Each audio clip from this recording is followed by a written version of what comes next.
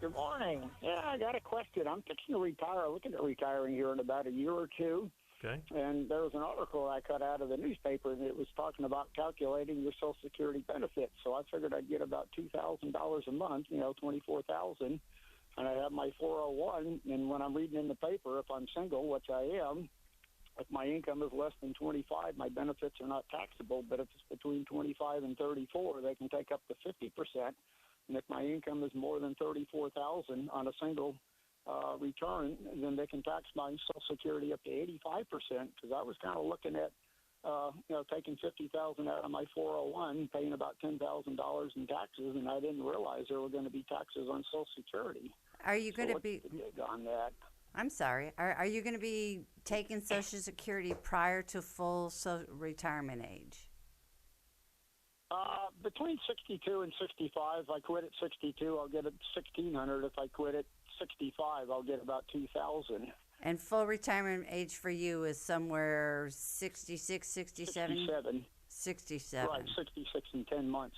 Okay, As so, soon as I can get on Medicare, I'm not going to worry about it. I've saved all my life.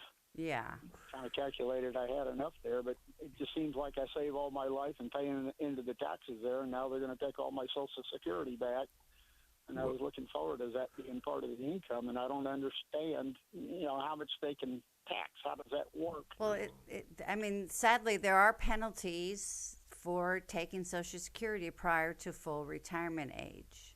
Yeah, Steve, I think we're talking about two different things here. And just to be clear for all of our listeners, what Nancy is talking about in terms of a penalty or a diminished benefit, if you start prior to your full retirement age, is that your benefit would be reduced, as you've already alluded to, right? If you start at 62, you're going to get 25, 35% less than if you wait until your full retirement age. So that's one thing.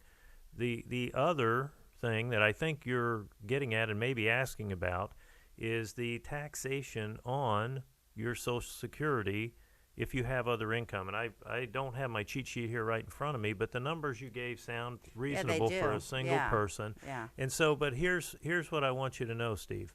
It's not that you lose 50% of your benefit. It's that if you get $24,000 in benefit, you pay tax on 50% of that, which would be $12,000 included in your income, right? So, or 85% if you're over, the threshold. I think you said it was 34,000. That sounds reasonable to me.